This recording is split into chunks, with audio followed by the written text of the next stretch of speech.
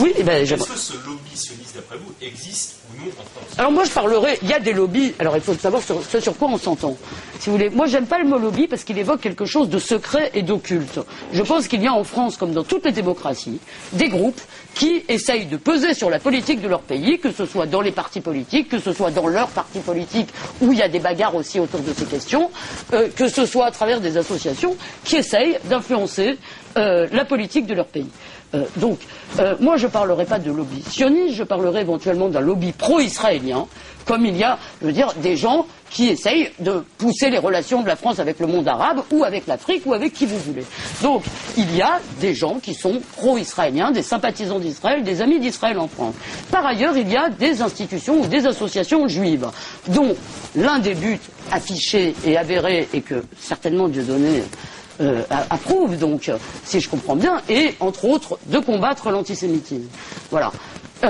Pour ce qui est d'un lobby puissant, si ce lobby était puissant, comment expliquez-vous, je veux dire, qu'il y ait des milliers ou des millions de gens qui puissent manifester, si vous voulez, pour clamer le règne d'Israël? Comment serait-ce possible? Pourquoi, alors que ce lobby, ou les représentants d'un certain nombre d'associations juives ont protesté quand on a invité Kadhafi, quand on a invité Hafez el-Assad, est-ce que ça a empêché qui que ce soit? Enfin, donnez-moi les manifestations concrètes, je veux dire, de la puissance de ce lobby. Alors quoi? Les médias, donc Dieudonné, les médias vous empêchent de parler. Alors, c'est simplement effectivement une mainmise, notamment sur les médias. C'est évident pour moi. Évident à quoi?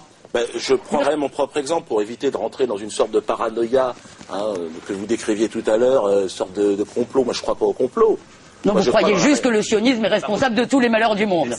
Mais vous ne croyez pas au complot, par ailleurs, bien sûr. Non, je n'aime pas cette logique du complot. Non, vous pensez que le sionisme est responsable de tous les malheurs du monde. Mais vous ne croyez pas au complot, j'en conviens. Je comprends que vous auriez envie de penser à ma place. Écoutez, je ne peux pas vous empêcher de dire tout et n'importe quoi. Non, vous ne pouvez surtout pas m'empêcher de vous lire et de vous écouter. Bon, écoutez, pardon. Alors, quelle est votre question exacte, pour que je sois le plus précis possible? Du pouvoir du lobby sioniste en France.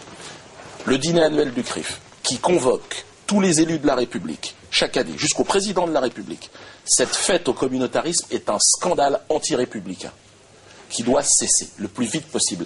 L'État français doit être au-dessus de ces petites associations cultuelles et qui n'ont pas à avoir autant de pouvoir. C'est impossible. C'est pas cultuel, le CRIF. C'est pas culturel. Alors quoi? C'est quoi? C'est une association qui n'est pas culturelle, puisque comme vous savez, juif, on peut parfaitement être juif sans être croyant. Donc si vous voulez, c'est une association qui s'occupe des intérêts, disons, de la population juive en France. On peut être juif athée. Oui. Et on peut être un musulman athée aussi? Écoutez, je ne me prononcerai pas là-dessus. Bouddhiste athée. Comment? Alors ça, je n'en ai aucune idée. Je pense que bouddhiste, on ne croit pas en Dieu. Il doit y avoir des tasses athées, ça c'est sûr. Alors, la manifestation, je parle de mon exemple, évidemment, qui est l'exemple le plus, je peux être le plus objectif. Mon exemple, c'est que j'ai bien vu qu'il y avait cette sensibilité autour de ce sujet, de ce sketch, sur un colon israélien, sur le sionisme, une critique virulente sur le sionisme, était, à un moment donné, la limite qui vous excluait de manière définitive des médias. C'est donc bien que le sionisme est la frontière, le sacré, si vous voulez, en tout cas au niveau des humoristes. Et je suis bien placé pour le savoir, ça fait à peu près plus de 20 ans maintenant que je fais ce métier. Donc ce que je dis, c'est la vérité et c'est prouvé par ma propre expérience. Bon, donc la preuve de l'emprise sioniste sur la France, c'est que vous êtes chassé des médias, ou que vous ne pouvez pas vous exprimer dans les médias. Moi, c'est mon histoire. Je lance un appel aux grandes chaînes de télé. Mon histoire. Invitez Dieudonné. Invitez Dieudonné, ça va, comme ça il comprendra alors. Voilà. Invitez Dieudonné. Le 20h de TF1. Invitez-moi. Voilà. Je suis désolé, moi je n'en ai pas le pouvoir. Je pense que c'est une bonne idée. Mais comme ça, effectivement. C'est pas raisonnable. Mais non, mais pourquoi c'est pas raisonnable? C'est pas raisonnable. Les gens pourraient comprendre qu'il n'y a pas. Ah non, de vous inviter, si. Mais moi, je vous le répète, je pense vraiment que c'est toujours contre-productif d'empêcher quelqu'un de parler. Voilà. Ça, c'est clair. Je suis vraiment pour qu'on vous laisse parler. Oui. Mais enfin, excusez-moi, vous parlez quand même, vous avez créé un parti pour ça. L'emprise sioniste. Mon expérience. Non, mais à part vous. Mon expérience. Il semblerait que sur mon exemple personnel, On comprend mon mode de fonctionnement et ma logique. Il y a une petite logique. Voilà. Sur les autres, alors dans une liste, on est 26.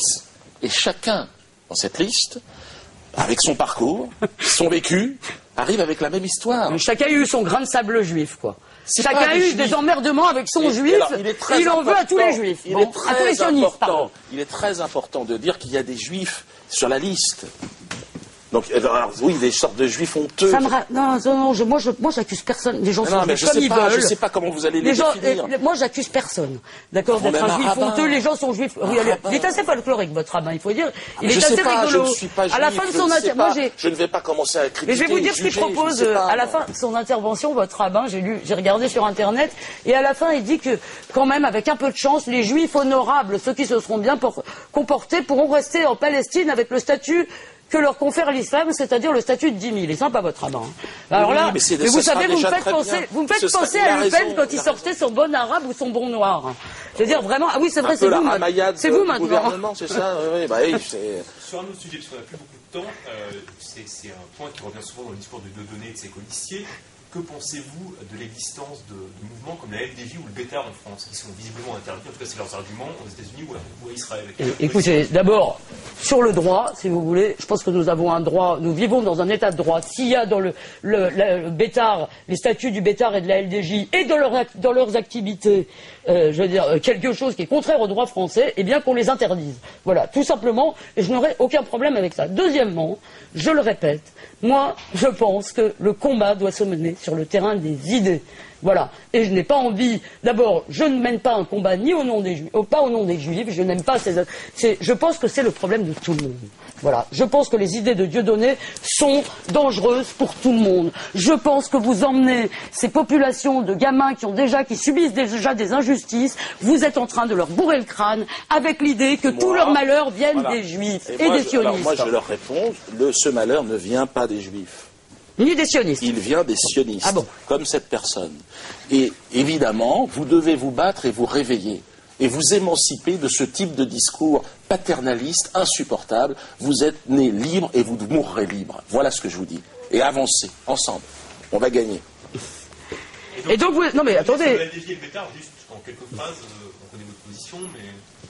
LDJ et Bétar, bon, moi je les ai eus, je les ai côtoyés. Enfin bon, c'était par des petites séquences de 2-3 minutes. Non mais c'est comme si on parlait des Noirs en France en parlant de la tribu K, si vous voulez. Moi je veux bien.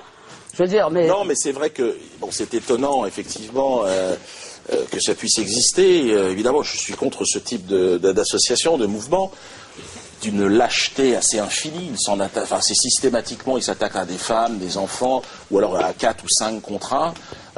Je pense que, ne serait-ce que de toute façon dans l'avenir, et dans ce qui est en train de se préparer en France, je ne pense pas qu'ils soient réellement dangereux en réalité, parce qu'ils sont peu nombreux.